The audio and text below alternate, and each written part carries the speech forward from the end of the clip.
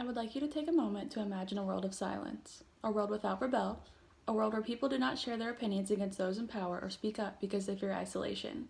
With the rising number of events appearing in the news, I felt that this theory would be very appropriate to discuss. This theory being the spiral of silence. I'll begin by giving you a brief description of the theory to give you an understanding of how it is used and then later apply it to both an everyday scenario and on a larger scale.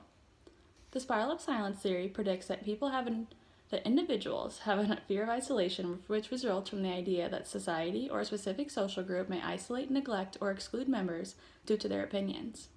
You may have heard of having a sixth sense.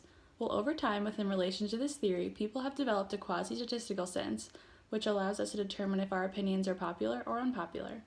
Unpopular opinion, less likely to speak up. More popular opinion, more likely to speak up.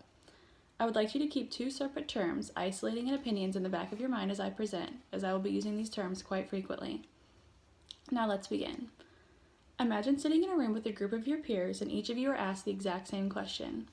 Each of the individuals are the same age as you, from the same social class, and from the same background. If your opinion differed from the rest of the group, would you be more likely to share, or would you like to sit in silence? Keeping that scenario in your mind, now picture the same room, but it is now filled with a group of men and women of different ages, different social classes, and different backgrounds. Again, if you did not agree with the answers provided by the group, would you speak up and share, or would you sit in silence? There are two interesting ideas that are taking place in each of these scenarios.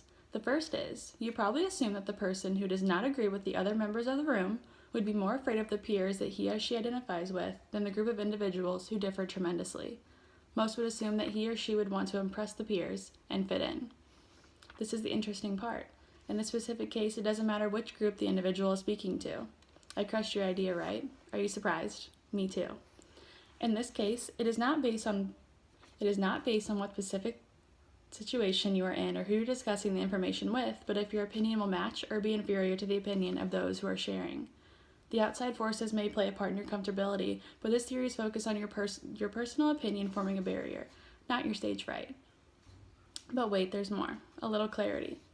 I told you to focus on the word isolation earlier in the definition portion. Now that you have an idea of what spiral of silence entails, I want to give you a clear description on the kinds of ideas that cause the silence.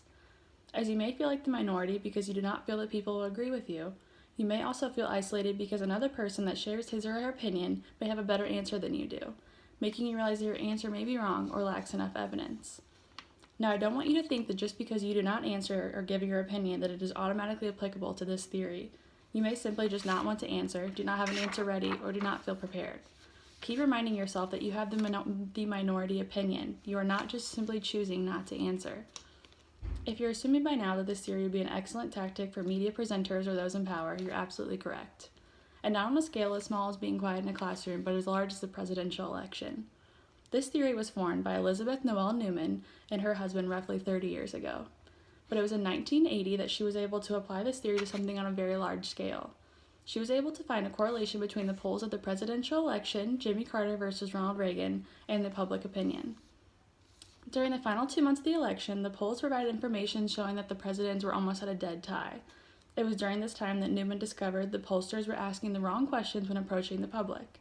Instead of asking, "Who do you plan to vote for?" they should have been asking, "Who do you think will win?" The pollsters would have been able to identify that week by week, the expectation of Ronald Reagan winning among the public was growing at an extremely fast pace.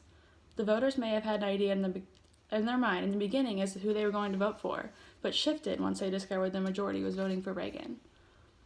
As one individual is influenced, they will be more likely to influence another. To summarize, a spiral of silence explains the growth of public opinion, and if the pollsters were actually able to identify that people had hopped on the bandwagon of favoring Reagan, they would have realized that he was going to win all along. As we have all fallen into the trap of spiral of silence, I hope you will now be able to identify your reasoning behind this entrapment and break the silence. Thank you.